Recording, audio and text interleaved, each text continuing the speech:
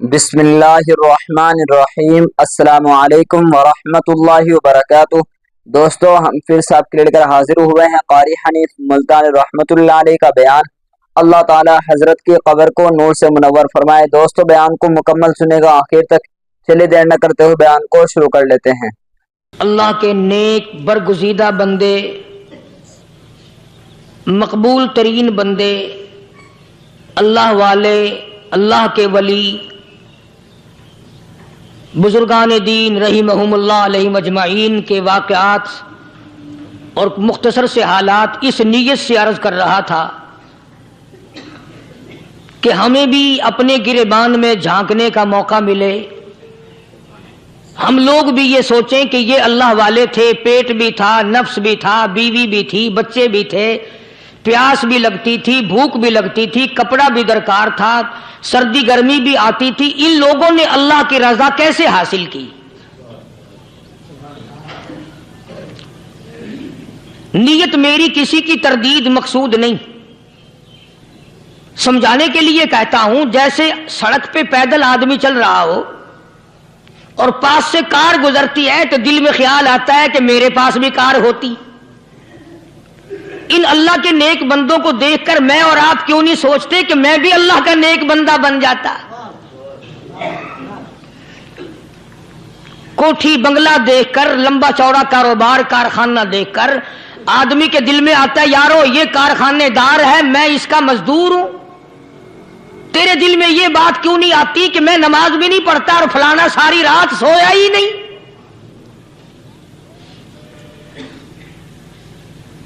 ہم لوگ اپنے معاملات میں، اپنے کردار کے بارے میں آخر کب سوچیں گے؟ وہ کون سی نئی زندگی ملے گی؟ بس ایک دھوکہ لگا ہوا ہے، او جی میں تو گناہگار ہوں میرا کیا، او جی میں تو گناہگار ہوں میرا کیا، یوں کرتا کرتا ہی مر جائے گا، توبہ نہیں کرنی۔ کوئی آدمی پلیت ہو اور وہ یہ کہتا رہے، او یار میں تو پلیت ہوں، یار میں تو ناپاک ہوں، میرا کیا، میں تو ناپاک ہوں۔ اللہ کے بندے، پانی کے پاس جا، غسل کر، پھر ہی تو پاک بنے گا۔ اپنے آپ کو پلیت پلیت کہتا رہے، یوں تو پاک نہیں بنے گا۔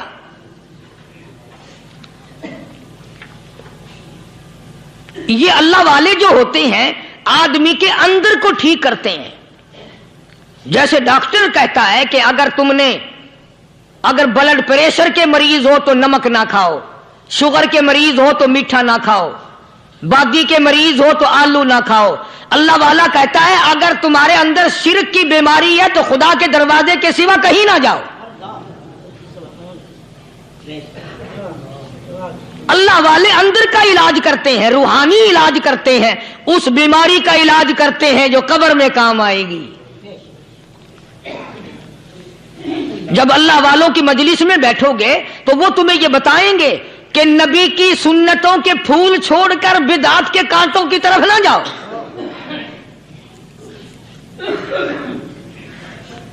اور ہدایت ہے محمد کریم صلی اللہ علیہ وسلم کی، سبحان اللہ۔ وہ جوان کتنا خوش نصیب ہوگا جو حضور کے ساتھ سواری پہ سوار ہے۔ اللہ اکبر۔ سیدنا معاذ بن جبل رضی اللہ تعالیٰ عنہ کی ذات اقدس ہے، جس سواری پہ محمد عربی صلی اللہ تعالی علیہ وسلم سوار ہیں، اسی سواری پہ صحابی بھی سوار ہے، آپ کے پیچھے سوار ہے۔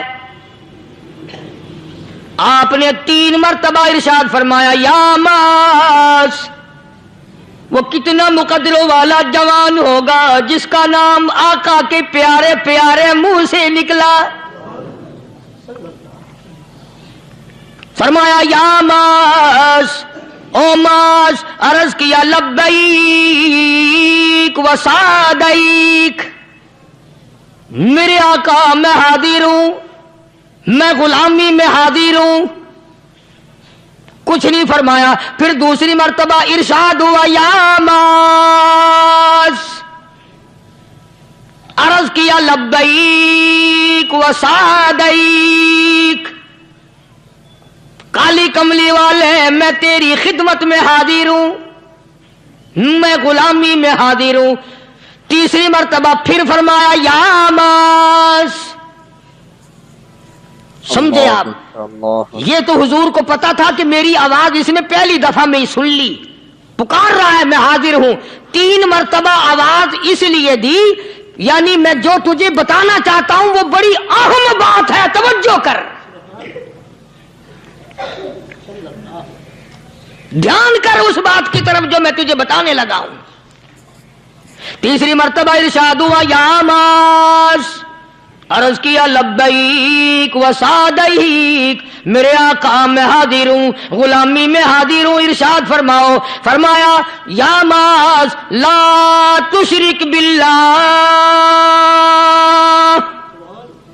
او ماضی مجھ سے ارشاد سن لے، مجھ سے پیغام سن لے، میں محمد کریم صلی اللہ تعالی علیہ وسلم تجھے بڑی پتے کی بات بتانے لگا ہوں، گر کی بات بتانے لگا ہوں، کوئی حقیقت کی بات بتانے لگا ہوں. لا تشرک باللہ،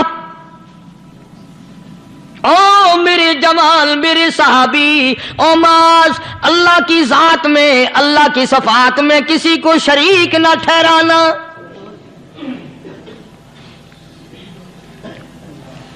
کسی کو بگڑی بنانے والا نہ سمجھنا، کسی کو پریشانی دور کرنے والا نہ سمجھنا، زندہ کرنے والا، مارنے والا، فقیر بنا دینے والا، فقیر کو شہنشاہ بنا دینے والا اس کے سوا کوئی نہیں.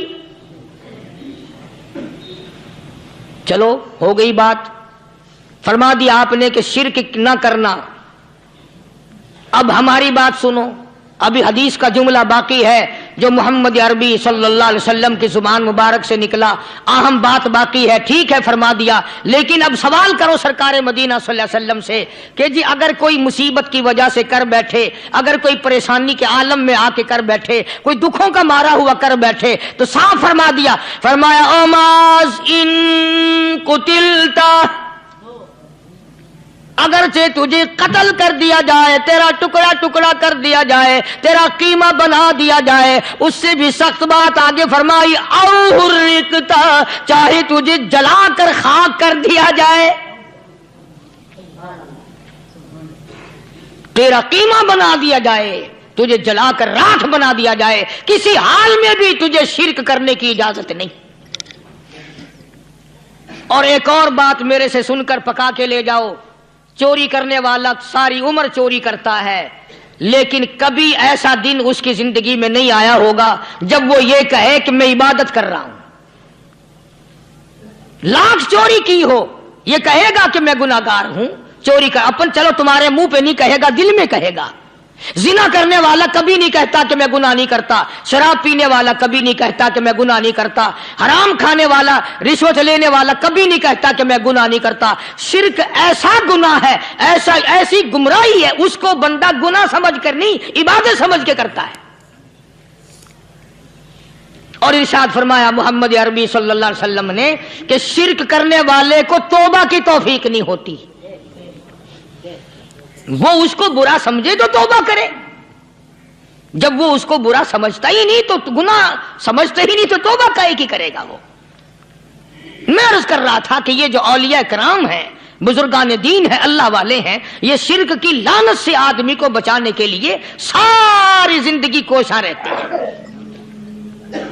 حدیث پاک میں آتا ہے، ارشاد فرمایا محمد کریم صلی اللہ علیہ وسلم نے کہ جب آدمی گناہ کرتا ہے،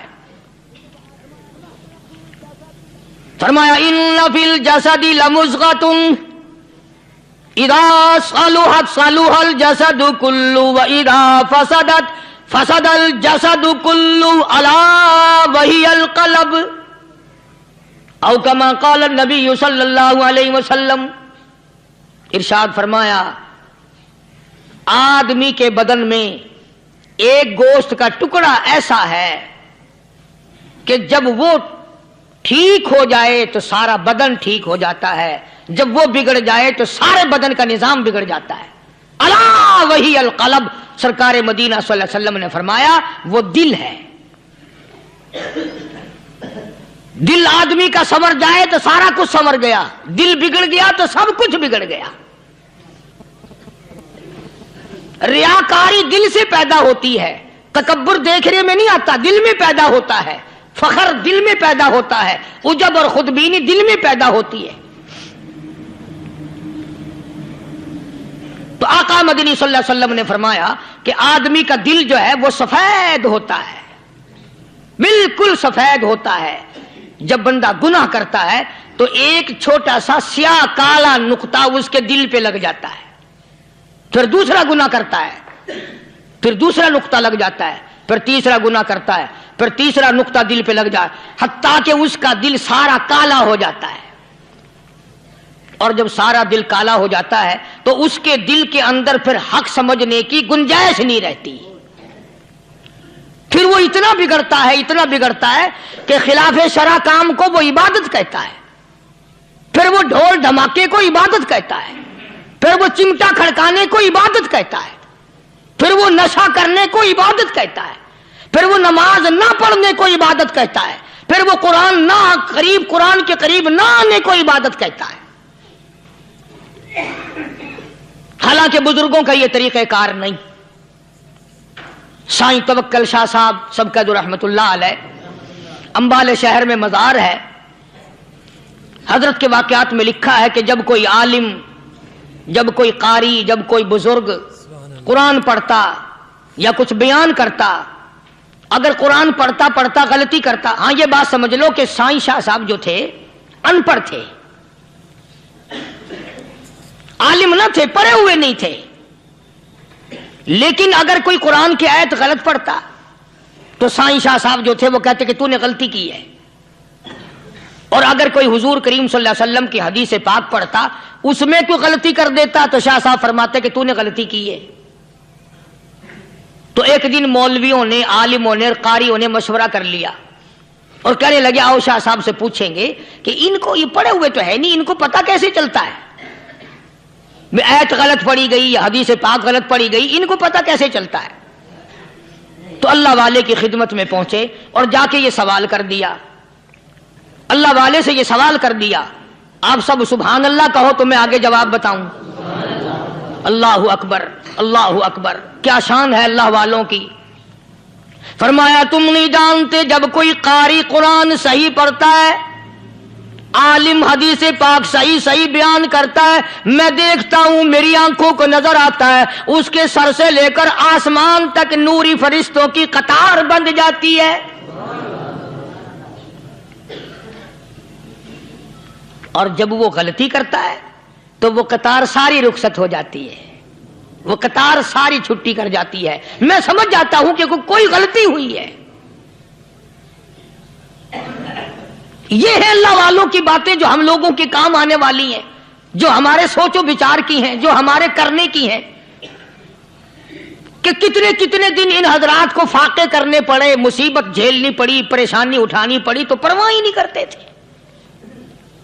مخلوق سے سوال کرنا ان حضرات کے یہاں بہت بری بات تھی، بلکہ نفحۃ الیمن ایک عربی کورس کی کتاب ہے، درس میں پڑھائی جاتی ہے عربی مدرسوں میں۔ ہم نے جب سبق پڑھتے تھے تو ایک واقعہ پڑھا تھا کہ کسی پہاڑ کی غار میں ایک اللہ والا رہتا تھا اور اللہ اللہ کرتا تھا، ہر وقت اللہ کی طرف سے کھانا آ جاتا تھا اور وہ کھا لیا کرتا تھا۔ تو خدا امتحان بھی کرتا ہے، آزمائش بھی کرتا ہے، دعا کیا کرو اللہ ہماری آزمائش نہ فرمائے، ہم لوگ آزمائش کے قابل کہاں ہیں۔ تو اللہ پاک نے جب اس اللہ والے کی آزمائش فرمائی تو 3 دن تک کھانا نہ آیا، 3 روز تک کھانا نہیں آیا۔ جب نہیں آیا تو بھوک نے ستایا، اور جب بھوک نے ستایا تو پریشانی ہوئی، اور جب پریشانی ہوئی تو دل میں خیال آیا کہ اب میرے لیے سوال کرنا جائز ہو گیا، اب تو میں بالکل بھوک نے تنگ کر دیا مجھے۔ تو پہاڑ سے نیچے اترے اور جا کر کے ایک مکان پہ سوال کر دیا، اور سوال یہ کیا کہ اللہ نام پہ مجھے کھانا چاہیے۔ ان گھر والوں نے 3 روٹیاں دے دی، اللہ، ان گھر والوں نے 3 روٹیاں دے دی، اور یہ اللہ کا ولی لے کے چل دیا۔ تو جس گھر سے 3 روٹیاں ملی تھی ان کے یہاں ایک کتا بھی تھا، وہ اس ولی کے پیچھے پیچھے لگ گیا اور بھونکار قریب تھا کہ کاٹ کھائے، پھاڑ کھائے۔ اللہ کے ولی نے سوچا کہ یہ تو بڑا ظالم کتا پیچھے لگ گیا، 1 روٹی اس کو پھینک دوں، 2 مجھے کافی ہو جائیں گی، یہ پڑا اس کی ہلے لگ جائے گا، مشغول ہو جائے گا، میں نکل جاؤں گا۔ یہ کتاب کی بات ہے، حدیث کی نہیں۔ تو نفحۃ الیمن کتاب میں واقعہ یوں لکھا کہ کتا ایک روٹی کھا کے پھر بھاگ کے اس ولی کو مل گیا اور بہت بھونکا اور کاٹنے کے قریب ہوا۔ تو پھر اللہ کے ولی نے سوچا کہ یار ایک ہی روٹی کافی ہو جائے گی، یہ تو پھر ظالم پیچھے ہو گیا۔ اس نے دوسری روٹی بھی اس کو پھینک دی۔ اللہ کی شان، کتا دوسری روٹی کھا کر کے پھر ولی کے پیچھے پیچھے۔ اس نے سوچا ایسی روٹیوں سے تو یوں ہی بھلے، وہ تیسری بھی پھینک دی۔ کتے نے تیسری بھی کھا لی، اور جب تیسری روٹی کھا کے کتا بھونکا، اب ولی کھڑا ہو کر غصے میں آ گیا اور کہنے لگا او کتے تجھے شرم نہیں آتی؟ عربی کا لفظ ہے وَمَا عَدِيمُ الْحَيَا، اور بغیرت کمینے، تیرے مالک نے 3 روٹیاں دی تھی، جس دروازے پہ تو رہتا تینوں کھا لی پھر بھی بھونکتا ہے؟ 3 روٹیاں میں نے تجھے دے دی پھر بھی بھونک رہا ہے؟ تو یوں لکھا اس کتاب میں کہ اللہ پاک نے کتے کو بھی زبان دی، اور وہ یہ کہنے لگا کہ ولی صاحب ذرا ٹھہرو، خود فیصلہ کرو، تم بے غیرت ہو یا میں بے غیرت ہوں؟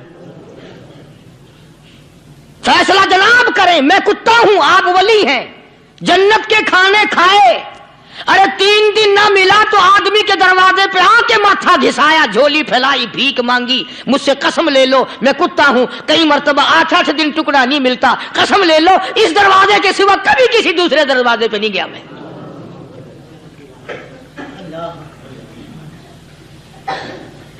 تجربہ کر لو، 3 دن کتے کو ٹکڑا ڈالو، چوتھے دن دم ہلا کر تمہارے پاؤں میں لٹے گا۔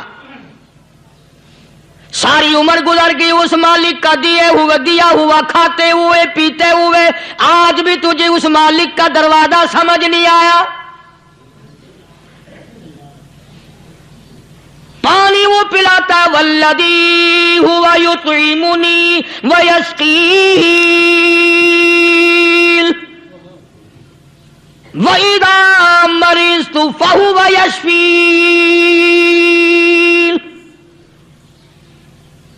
کتنا کھلاتا ہے، کتنے اعلیٰ درجے کے کھانے کھلاتا ہے، طرح طرح کے کھانے کھلاتا ہے، پالا اس نے، سنبھالا اس نے، زندگی اس نے دی، اولاد اس نے دی، خوبصورت بیوی اس نے دی، گھر آباد اس نے کیا، تھوڑی سی پریشانی آ گئی، اب جا کے قبر کے سامنے جھکا کھڑا ہے، اس مالک سے میرا کام نہیں چلا، او 4 گز زمین میں پڑنے والے، تو میری حاجت روائی کر دے۔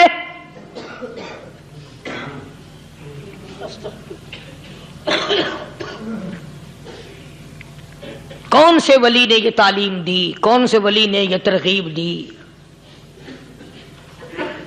خواجہ قطب الدین بختیار کاکی رحمت اللہ علیہ، بابا فرید الدین شکر گنج رحمت اللہ علیہ کا پیر ہے۔ اتنے اللہ والے لوگ تھے، اتنے اللہ والے لوگ تھے۔ خواجہ قطب الدین بختیار کاکی رحمت اللہ علیہ کا آخری وقت دلی شہر میں آ گیا، نہ دولت تھی، نہ کوٹھی تھی، نہ بنگلہ تھا، فقیری، ہائے ہائے، عجیب بادشاہت ہوتی ہے ان لوگوں کی، بادشاہ ان کے دروازوں پہ آیا کرتے تھے۔ خواجہ ابو الحسن خرقانی رحمت اللہ علیہ بزرگ گزرے ہیں، محمود غزنوی کا زمانہ ہے۔ محمود غزنوی مرحوم بادشاہ نیک آدمی تھا۔ خواجہ ابو الحسن خرقانی رحمت اللہ علیہ کی خدمت میں آیا اور حضرت نے یوں پوچھ لیا، فرمایا محمود 2-4 دن پہلے بھی تو سنا تھا کہ تم ادھر آئے ہو، مجھ سے مل کے نہیں گئے؟ تو کہنے لگا حضرت سرکاری دورے پہ آیا تھا، سرکاری دورے کی لپیٹ میں اللہ والے کی زیارت کو بے ادبی سمجھتا ہوں، اللہ والے کی زیارت کرنے آؤں، کام کوئی اور لے کر آؤں اور اللہ والے کی زیارت کروں؟ میرے نزدیک یہ بے ادبی ہے۔ فرمایا آج ارادہ کر کے آئے ہو؟ کہ جی ہاں ارادہ کر کے آیا ہوں۔ باتیں ہوتی رہی، محمود کہنے لگا حضرت آج بہت بڑا کام لے کر آیا ہوں، دعا فرماؤ، سومناتھ کے مندر پہ حملے کا ارادہ ہے، 70 راجاؤں کی فوج آئیں گی، 70 بادشاہوں کی فوج آئیں گی، 70 राजा हिंदू अपनी फौज लेकर आएंगे, मैं अकेला मुसलमान मुकाबले में आऊंगा, दुआ फरमाओ वो कादिर करीम मुझे फतह अता फरमाए। कैसी नीयत लेकर आया करते थे बादशाह लोग फकीरों के दरबार में। आज तो अगर किसी वली के पास भी जाओगे, मैंने मौलाना उबैदुल्लाह अनवर मद्दसिल्लू से पिछले दिनों अर्ज कर दिया, मैंने कहा हजरत आप अपने घर में ही रहते हैं, बाहर नहीं निकलते, कई कई दिन लोगों को नेकी मिलेगी, ज़ियारत होगी, तो फरमाने लगे कारी साहब आपको क्या पता है, बस इसी काम के लिए लोग आते हैं, हमारी ईंट पर दो, हमने मकान बनाना है, हमें दुकान का तावीज दे दो, हमारे पीछे दुश्मन लग गया, हमारा मुकदमा हो गया, और यूं तो कहने कोई भी नहीं आता, दुआ कर दो अल्लाह मेरी कब्र में भलाई फरमा दे।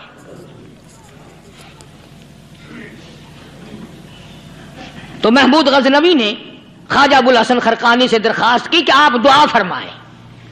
अल्लाह वाले ने दुआ भी फरमाई और अपना मुसल्ला दे दिया। यूं फरमाया महमूद जब मुश्किल वक्त आ जाए इस मुसल्ले पे खड़े होकर 2 रकात नमाज अदा करना। पता चला कि अल्लाह की मदद जो है वो नमाज के साथ है। मैं तुम्हें भी बताता हूं, वली तो मैं नहीं, जब भी कोई परेशानी आए, जब भी कोई तकलीफ आए, फरमाया इस्ताईनो बिस्सब्री वस्सलाह, नमाज पढ़ो इंशाअल्लाह आसानी होगी। सब्र कर, नमाज पढ़, इन्नल्लाह मस्साबिरीन,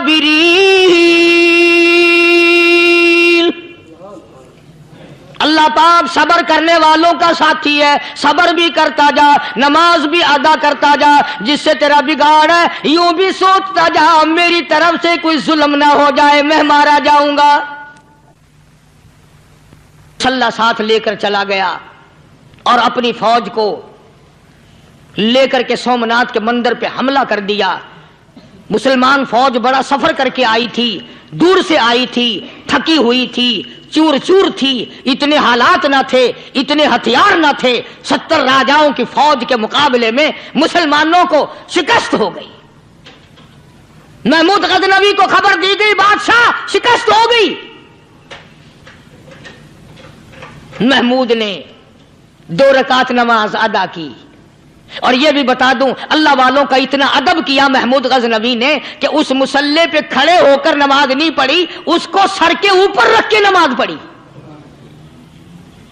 मुसल्ला अल्लाह वाले का सर पे रख लिया और नमाज पढ़ी खुदा के हुजूर में, और फिर सर सजदे में रख दिया। ओ मेरे परवरदिगार बेनियाज खालिक व मालिक, मैं गुनाहगार सही, मैं स्याकार सही, मैं तेरा बंदा हूं। ओ मेरे मौला मुकाबला कुफर से है, हक परस्तों की न की तूने गर दिल जोई नहीं, ताना देंगे बुत के मुस्लिम का खुदा कोई नहीं। ओ मेरे परवरदिगार आज मुझे जलील ना कर, आज मेरी शिकस्त ना कर, आज मुसलमानों को शिकस्त ना दे। और बेनियाज परवरदिगार काफिर कहेंगे इनका खुदा कहां गया। बस महमूद गजनवी ने अल्लाह के हुजूर में नमाज अदा की और दामन फैलाया और सर सजदे में रखा। तो इत्तला मिली कि शिकस्त फतह में बदल गई। चुनाचे जुमे का खुतबा महमूद गजनवी ने सोमनाथ के मंदिर के अंदर दिया। किस कदर अल्लाह वालों को दिलचस्पी थी इन मामलात से कि कौम के लिए भलाई हो, मुल्क के लिए भलाई हो, अवाम के लिए आखिरत की दुनिया की भलाई मकसूद थी। ख्वाजा कुतुबुद्दीन बख्तियार काकी रहमतुल्लाह अलैह दिल्ली शहर में रहते हैं। बादशाहों का जमाना है। अल्लाह अल्लाह क्या अजीब लोग थे। आज तो अच्छे भले दीनदार तबका नमाज पढ़ाने वालों को नमाज के, गुस्ल के, वुजू के मसाइल मालूम नहीं। दोस्तों ऐसा वक्त था सुल्तान सलाहुद्दीन खिलजी रहमतुल्लाह अलैह को बादशाह होकर عربی کی بہت بڑی 4 جلدوں میں کتاب ہے ہدایہ. ہدایہ بادشاہ صلاح الدین خلجی کو زبان نہیں یاد تھا. اتنی بڑی عظیم کتاب زبان نہیں یاد تھی. وہ بادشاہ بھی ہوا کرتے تھے اور ولی بھی ہوتے تھے. سلطان عالمگیر رحمت اللہ علیہ بہت بڑا بادشاہ ہو کر، اورنگزیب ہے، عالمگیر ہے، اتنا بڑا عظیم بادشاہ، مگر حضور کریم صلی اللہ علیہ وسلم کی 5000 حدیث پاک اس بادشاہ کو زبان نہیں آتی. اور قرآن کا حافظ تھا، قرآن کا قاری تھا، قرآن کا عالم تھا، قرآن کا مفسر تھا، ولی بھی تھا، بادشاہ بھی تھا، اللہ والا بھی تھا. اور اتنا خوف تھا دل میں تمہیں کیا بتاؤں. اللہ اکبر. بادشاہ ہو کر کے کپڑا خریدا، مزدوری کر کے کپڑا خریدا بادشاہ نے، اور کپڑا خرید کر اس کی ٹوپیاں اپنے ہاتھوں سے سی. عالمگیر رحمت اللہ علیہ نے اس کی ٹوپیاں اپنے ہاتھوں سے سی اور چاندنی چوک دلی میں کھڑے ہو کر فروخت کی، بیچی. 6-7 روپے جمع کر کے ایک تھیلی میں بند کر کے اوپر لکھا عالمگیر کا کفن ان پیسوں سے خریدا جائے. کبھی ہم نے بھی سوچا جو رشوت مارنے والا آدمی ہے، بتاؤ اس کے لیے کفن کہاں سے اچھے پیسے تلاش کر کے لایا جائے گا؟ رشوت کا ہی کفن ملے گا نا. جو آدمی ملاوٹ کر کے پیسے کماتا ہے، فنکاری کر کے پیسہ کماتا ہے، دغا اور فریب کر کے پیسے کماتا ہے، تو آج ہمارا کفن بھی صحیح نہیں، کفن بھی دغا والا، فریب والا، ملاوٹ والا. بلکہ تم تو کہتے ہو کہ آج کل کھانے کے لیے خالص کچھ نہیں ملتا. میں کہتا ہوں میت کو غسل دینے کے لیے پانی خالص نہیں ملتا. یہ جو ہم موٹریں نل کے لگاتے ہیں، یہ پیسے کون سے ہمارے خالص ہیں؟ جو صابن میت کو مل رہی ہیں کون سے پیسوں کا خریدا ہوا ہے؟ جو خوشبو میت کو لگ رہی ہے کون سے پیسوں کی خریدی ہوئی ہے؟ جو کفن پڑ رہا ہے وہ کیسے پیسوں کا کفن ہے؟ اور میں آگے بڑھ کر کے کہتا ہوں جو کندھوں پہ اٹھائے جا رہے ہیں وہ کون سے کتب ہیں، کون سے ابدال ہیں؟ جس نے میت کو غسل دیا ہے کبھی معلوم کیا کہ وہ کتنا بڑا نیک آدمی ہے؟ یہ تو ہمارے آخری وقت کا حال ہے، اور اس طرف کسی کا دھیان نہیں، سوچ نہیں، بچار نہیں. قطعی طور پر اندھے ہو جاتے ہیں. او میاں ٹھیک ہے جو کچھ ہو رہا ہے. اچھا ایک بات عرض کروں، اللہ تبارک و تعالیٰ کے یہاں جب ہم جائیں گے، اگر اور سارے معاملات کو چھوڑ دو، اللہ پاک یہی پوچھ لے کہ میاں یہ کفن جو پہن کے آیا یہ کیسا ہے؟ یہ جو کفن پہن کے آیا یہ کیسا؟ ہم کیا جواب دیں گے؟ بادشاہ عالمگیر رحمت اللہ علیہ نے تھیلی پہ لکھ کر کے بند کر کے رکھ دیا، جب میرا انتقال ہو جائے، میری موت آ جائے، جب میں دنیا سے رخصت ہو جاؤں، جب میں دنیا سے چلا جاؤں، میرا آخری لباس جو میں نے ساتھ لے کے جانا ہے وہ شادی کے جوڑے دنیا تیار کرتی ہے، سفر کے جوڑے دنیا تیار کرتی ہے، غیر ملکوں میں جانے کے لباس دنیا تیار کرتی ہے، ادھر ادھر جانے کے لیے، تقریبوں میں جانے کے لیے جوڑے لباس پوشاک دنیا تیار کرتی ہے. اور میں کہتا ہوں لوگوں، قبر کی پوشاک ہم کب تیار کریں گے؟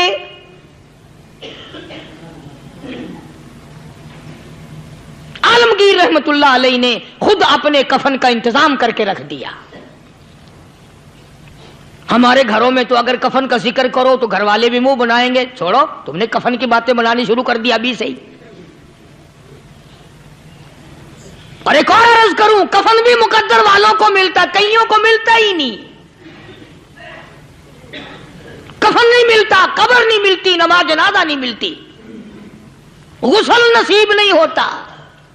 مقدری سودے ہیں، نہ یہ دولت سے بات بنتی ہے اور نہ یہ اقتدار سے بات بنتی ہے اور نہ یہ سرمایہ سے بات بنتی ہے. یہ تو تقدیروں کے مسئلے ہیں جو مالک نے اپنے ہاتھ میں رکھا ہے.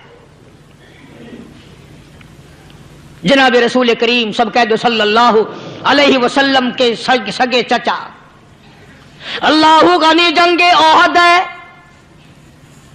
امام الانبیاء محبوب کبریا حضرت محمد مصطفیٰ صلی اللہ تعالی علیہ وسلم کو خبر دی گئی آپ کی حالت بھی زخمی ہے، آپ کا چہرہ انور انور زخمی ہو گیا، آپ کے چہرے میں خود جو سر پہ اوڑھ رکھا تھا اس کے حلقے کڑیاں چہرے انور کے اندر چلی گئی، نکلتی نہیں، نکالنا چاہتے ہیں، نکلتی نہیں، نکالنے کی کوشش کرتے ہیں۔ ابو عبیدہ بن جراح رضی اللہ تعالیٰ عنہ نے دانتوں میں پکڑ کر وہ حلقہ زنجیر والا کھینچ لیا۔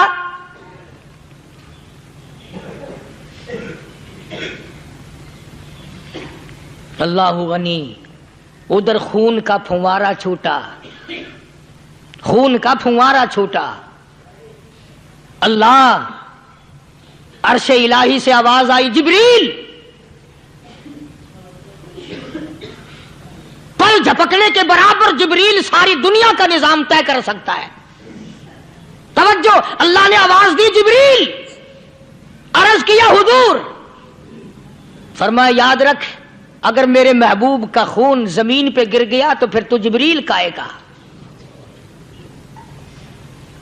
سدرۃ المنتہا سے سیکنڈ تو بڑی چیز ہوتی ہے، پل جھپکنے سے پہلے جبریل نے آ کر اس خون کو سنبھالا ہے۔ اتنی عظمت ہے سرکار مدینہ صلی اللہ علیہ وسلم کی اللہ تبارک و تعالیٰ کے یہاں اور ہر پیغمبر کی۔ ابراہیم علیہ الصلوۃ والسلام کو وقت کے بادشاہ نے منجنیق میں بٹھا کر یوں آگ میں پھینک دیا، اس منجنیق میں سے، پنگوڑے میں سے خلیل نکل چکا۔ آواز آئی جبریل، جواب ملا حضور کہ میرا خلیل کو کیا ہوا؟ حضرت جبریل کو حکم ہوا، یاد رکھ اگر خلیل کا ایک بال بھی جل گیا تو جبریل کس کام کا؟ اللہ تبارک و تعالیٰ کے فرشتے نے پہلے پہنچ کر آگ پہ پر بچھا دیے۔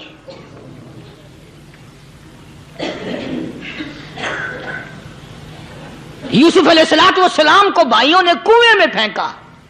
اب بتاؤ، کنواں کوئی 100-200 گز یا 100-200 میل تو لمبا نہیں ہوتا۔ میں خالق کی بے نیازی تمہیں بتا رہا ہوں اور اپنے پیغمبروں کی کس طرح حفاظت فرماتے ہیں، سبحان اللہ۔ بھائیوں نے کنویں میں دھکا دیا، جبریل جی یہ کیا ہوا؟ تو میرا نبی آیا، میرے نبی کے کنویں میں جانے سے پہلے تخت بچھا دے۔ جبریل نے پر بچھا کر تخت بنا دیا۔ وہ تو یوں بچاتا ہے، وہ تو یوں سنبھالتا ہے۔ ابو عبیدہ بن جراح رضی اللہ تعالی عنہ نے سرکار مدینہ صلی اللہ علیہ وسلم کے چہرے انور میں سے وہ جو زنجیر کڑی کھینچی، اللہ اللہ، ابو عبیدہ کے 2 دانت نیچے کے، 2 اوپر کے، 4 دانت نکل گئے۔ آج ہمارے دانتوں کو کیڑے کھا جاتے ہیں، کھوکھریں بن جاتی ہیں، نکل جاتے ہیں۔ ابو عبیدہ تو کتنا خوش نصیب جوان ہے، تیرے 4 دانت تو نکل گئے پر حضور صلی اللہ علیہ وسلم کی تکلیف کو تو نے دور کیا، یعنی آقا کی خدمت کرتے ہوئے ابو عبیدہ کے دانت نکل گئے۔ ادھر اپنی تکلیف آئی، ادھر پتا چلا کالی کملی والے صلی اللہ تعالی علیہ وسلم تیرے چچا کا حال ٹھیک نہیں۔ صلی اللہ علیہ وسلم بڑا صدمہ پہنچا، بڑا رنج پہنچا۔ ایک بات کرتا ہوں، توجہ کر کے لکھ کے لے جاؤ، کام آئے گی، بیٹیوں کو بتاؤ، بہنوں کو بتاؤ۔ سرکار کی نظر پڑی، سرکار کی نظر پڑی حضرت صفیہ رضی اللہ تعالی عنہ، حضور کی بوا، حضور کی پھوپھی، حضرت زبیر رضی اللہ تعالی عنہ کی اماں، امیر حمزہ رضی اللہ تعالی عنہ کی بہن دوڑی دوڑی آتی ہے۔ پتا چلا نا مدینے میں کہ بھائی کا حال ٹھیک نہیں، شہید کر دیا گیا، عورت ذات دوڑی دوڑی آئی۔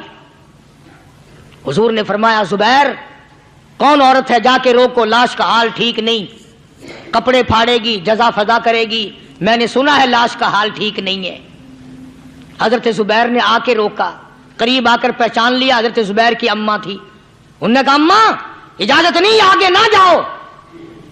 حضرت صفیہ عرب کی تکڑیم آئی، مارا غصہ زبیر کو، اوپر پھینک دیا، کہنے لگی ہٹ ایک طرف، میں اپنے بھائی کو دیکھنے نہ جاؤں۔ زبیر کو تو مکہ مار کے پرے پھینک دیا۔ اور لوگوں توجہ کرو، غلام آپ بھی بنتے ہیں، غلام میں بھی بنتا ہوں، خدا کی قسم ٹائم پہ غلامی کا پتہ چلتا ہے۔ پھر زبیر کہنے لگا اماں حضور نے منع فرمایا، آگے نہ جا، حضور نے منع فرمایا۔ خدا کی قسم ذمہ داری سے کہتا ہوں، علماء نے لکھا ہے حضرت صفیہ نے جو پیر قدم آگے رکھنے کے لیے اٹھایا ہوا تھا وہ آگے نہیں رکھا، پیچھے ہٹ کے رکھا ہے، میرے نبی کے فرمان کے خلاف نہ ہو جائے، میرے نبی کے ارشاد کے خلاف نہ ہو جائے، اگر خلاف ہو گیا تو میں ماری جاؤں گی۔ اور وہیں رک گئی، کہنے لگی اور زبیر بیٹے جاؤ، میرے محبوب سرکار مدینہ صلی اللہ تعالی علیہ وسلم سے جا کے کہو میں نے لاش کا حال سن لیا ہے، مجھے سب کچھ پتہ چل گیا ہے، جا کے کہو بے شک میں عورت ہوں لیکن گھبراؤں گی نہیں، جب سے میں نے تیرا کلمہ پڑھا ہے میں نے صبر کرنا بھی سیکھ لیا ہے۔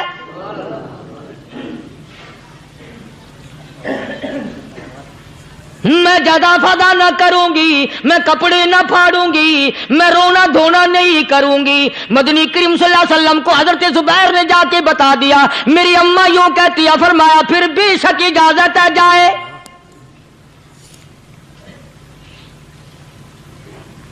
آج کی کوئی مائی ہوتی اتنا حال دیکھ کر بھائی کا نہ جانے ہارٹ فیل ہو جاتا۔ صفیہ نے آ کے دیکھا اپنے بھائی سیدنا امیر حمزہ کے دونوں کان نہیں، ناک نہیں، لب نہیں، 11 ٹکڑے ہوئے پڑے ہیں، روتی نہیں، گھبراتی نہیں، دھڑام سے گرتی نہیں، چہرہ نہیں پیٹتی، ماتم نہیں کرتی، کھڑی ہو گئی، کہنے لگی آ میرے پروردگار میرے بھائی کی قربانی قبول فرما، میرے بھائی کی قربانی کے صدقے میں میرا بھی بیڑا پہاڑ کر دے۔ اور خبر تو مل گئی تھی نا کہ کپڑے بھی اتار کر لے گئے، بغل میں سے 2 چادریں نکالی ہیں، بغل میں سے 2 چادریں نکالی کہ میرے بھائی کو کفن دے دینا۔ یوں جو نظر پڑی ایک انصاری نوجوان رضی اللہ تعالی عنہ، وہ بھی ننگا پڑا ہے، کافر اس کو بھی شہید کر کے گر گئے۔ مسلمانوں ذرا اندازہ لگاؤ، یہ بھی مسلمان تھے، یہ بھی نبی کے عاشق تھے، یہ بھی دیوانے تھے، ایسے وقت میں بھلا ایسی بات کس کو سوجھے؟ ماں جایا بھائی ہو، سگا بھائی ہو، اچھی محبت اور تعلق ہو بہن بھائی کا، اور سید الشہداء حضور نے فرمایا ہو وہ ننگا پڑا ہے، 11 ٹکڑے ہوئے پڑے ہیں، ایسے وقت میں ایسی بات کون سوچے؟ صفیہ کہنے لگی لوگوں ایک چادر اس بھائی کو دو جو میری ماں کے پیٹ سے پیدا ہوا، ایک چادر اس بھائی کو دو جو محمد کے کلمے نے میرا بھائی بنا دیا ہے، جو میرے نبی نے کے کلمے نے میرا بھائی بنا دیا ہے۔ کل قیامت میں خدا یہ نہ فرما دے صفیہ کفن دینے آئی، خیرات دینے آئی تو اپنے کو دے کے چلی گئی۔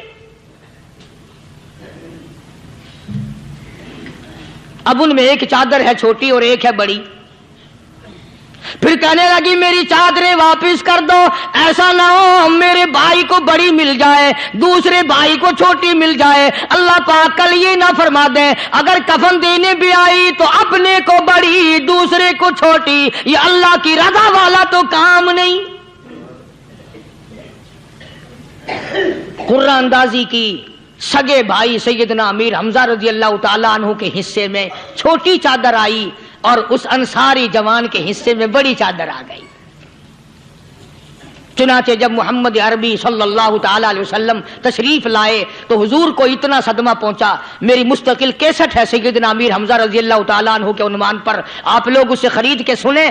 تم بھی کہتے ہو کہ ہم نے اسلام کی بڑی خدمت کی، ہم نے قرآن کی بڑی خدمت کی، ہم نے علماء اور طالب علموں کی بڑی خدمت کی، ہم نے مسجد اور مدرسوں کی بڑی خدمت کی۔ میں یہ کہتا ہوں آؤ دیکھو تو صحیح کہ ان حضرات نے کہاں تک قربانیاں دی ہیں۔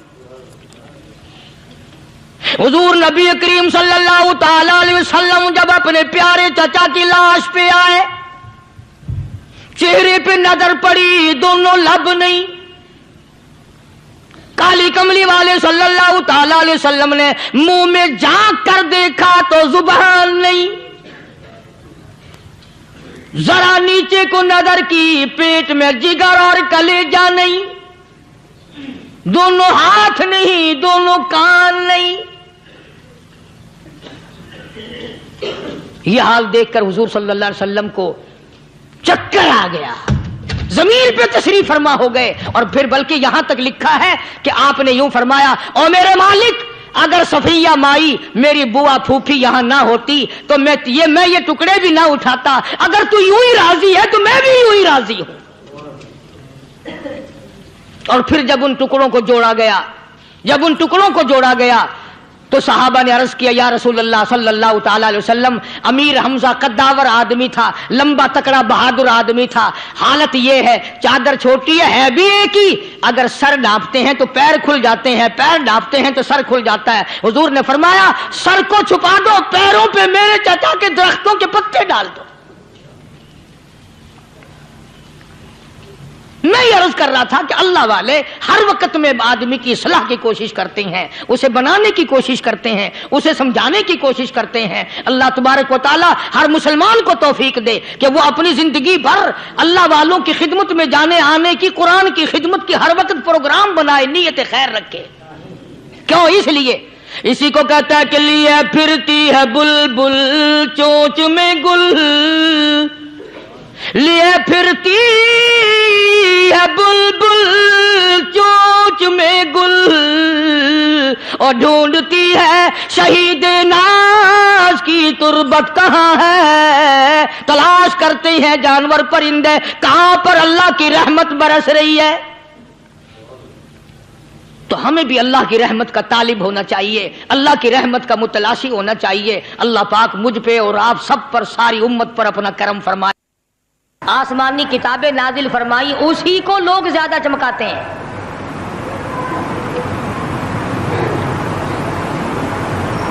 خدا اس بات کو گوارا ہی نہیں کرتا کہ میری طرف سے بغیر میرے اعلان کے کوئی ذرہ برابر اعلان کر سکے۔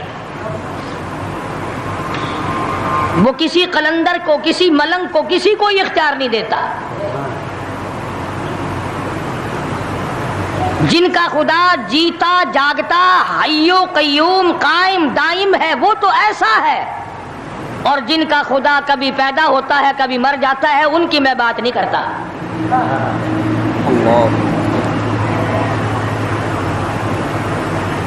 پروردگار عالم نے ایک طریقے کا سوال کر دیا، اگر تم میرے معاملات میں شریک کار بنتے ہو تو آؤ پھر ایک ناخون بنا کے دکھاؤ، ایک بال بنا کے دکھاؤ، درخت کا ایک پتا بنا کے دکھاؤ، پتھر کا ایک روڑا بنا کے دکھاؤ، مٹی کا ایک ذرہ بنا کے میرے سامنے لاؤ۔ پروردگار عالم نے فرمایا چلو تم سے گائے کیا بنواؤں گا، بھینس کیا بنواؤں گا، بکری کیا بنواؤں گا، زمین و آسمان تم کیا بناؤ گے، چاند سورج ستارے کیا بناؤ گے، انسان تو بنانا تمہارے بس کا کام کہاں ہے۔ لَن يَخْلُقُوا ذُبَابًا، تم مجھے مکھی کا ایک پر بنا کے تو دکھاؤ۔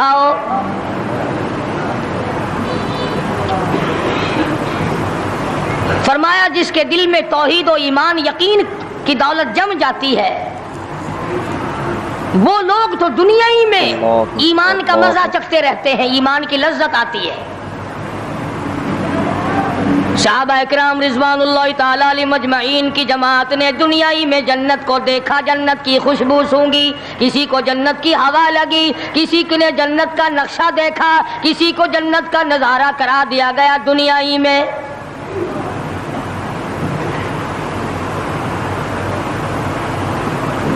خوش نصیب تھے وہ لوگ جنہوں نے محنت سے اپنی آخرت کو بنایا، اپنی قبر کو بنایا، اپنی تمام تر زندگی میں کبھی بے فکری سے بسر نہ کی، رات کو سوچا، دن کو سوچا، صبح کو خیال کیا، شام کو خیال کیا۔ یہ ناپائیدار زندگی ہے، یہ ختم ہونے والی زندگی ہے، اس لیے مجھے دائمی زندگی کی کچھ تیاری کرنی چاہیے۔ ان لوگوں نے کمائی کی اور محمد کریم صلی اللہ تعالی علیہ وسلم کے ساتھ رہے، دنیائی میں ان کو جنت کے مزے آیا کرتے تھے۔ من عمل صالحا من ذکر او انثى وهو مؤمن فلنحيينه حياة طيبة محنت کرنی پڑتی ہے، تکلیف اٹھانی پڑتی ہے، پریشانی جھیلنی پڑتی ہے، جب جا کر کچھ کام بنتا ہے، استقامت کے ساتھ کام بنتا ہے، جہاد فی سبیل اللہ کے ساتھ کام بنتا ہے، گردنیں کٹانے سے کام بنا کرتا ہے، اپنی جانوں کا قیمہ بنوانے سے کام بنا کرتا ہے، پھونک مارنے سے نہ کبھی کام بنا اور نہ آج بن سکتا ہے۔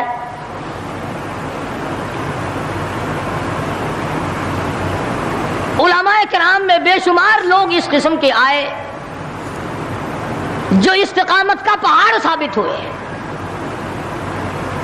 ان میں سے بعض نے یہ لکھا ہے کہ بعض مرتبہ کھانے میں ایسا مزہ آتا تھا جیسے جنت کے کھانے کا مزہ آتا ہے۔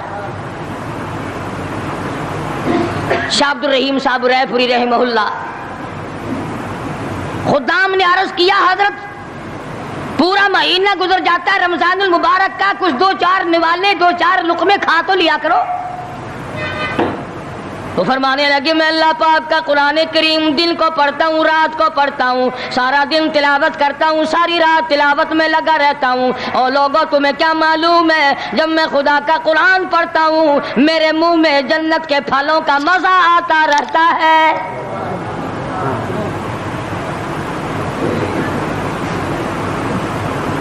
صحابی ہے مدنی کریم صلی اللہ تعالی علیہ وسلم کا، احد پہاڑ کی طرف جا رہا ہے، ایک دوسرا صحابی سامان لے کے لینے کے لیے واپس آ رہا ہے، وہ جانے والا پوچھتا ہے کدھر چلا؟ کہتا ہے مجھے فلانا کام ہے۔ پوچھا تم کہاں چلے؟ کہتا رب ذوالجلال کی قسم احد پہاڑ سے جنت کی خوشبو آ رہی ہے۔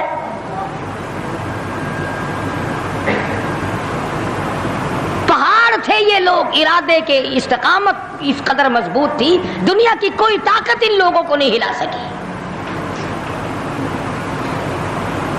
سید عطا اللہ شاہ صاحب بخاری رحمہ اللہ، علماء اکرام کی پگڑی تھی، علماء کے آبرو تھے شاہ صاحب، علماء کی عزت تھی۔ امرتسر میں جلسہ کیا شاہ صاحب نے، اطلاع ملی بہار میں لوگوں نے حسین احمد مدنی کی پگڑی اتار کر جلا دی۔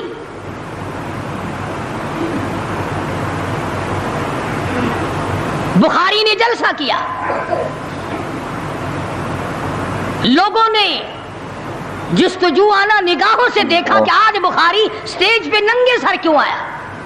فرمایا ہاں ہاں جو کچھ نگاہوں سے پوچھ رہے ہو سمجھ گیا ہوں، تم یہی کہتے ہو نا کہ میں ننگے سر کیوں آیا ہو جب حسین احمد کی پگڑی تم نے اتار دی، بخاری اوڑھ کر آنے والا کون ہوتا ہے؟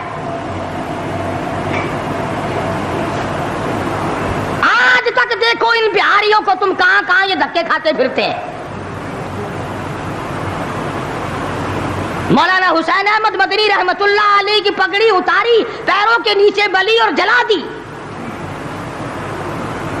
داڑھی میں شراب پھینکی، بے عزتی کی، پتھر مارے۔ جو سب سے آگے تھا صبح کو تالاب میں نہانے گیا، پیر اوپر ہے سر نیچے ہے، لوگ کہنے لگے بلے بلے اتنا لمبا سانس، بہت دیر ہو گئی۔ ناظرین اکرام، اگر آپ کو یہ بیان پسند آیا ہے تو بیان کو لائک کرنا، ہمارے چینل پر اگر آپ نئے ہیں تو ہمارے چینل حافظ صاحب ریئیکشن کو سبسکرائب کر ویڈیو کو زیادہ سے زیادہ شیئر کر دینا۔ ملتے ہیں اگلی ویڈیو میں، تب تک کے لیے خدا حافظ۔ السلام علیکم ورحمۃ اللہ وبرکاتہ۔ دعاؤں میں یاد رکھنا اپنے بھائی کو۔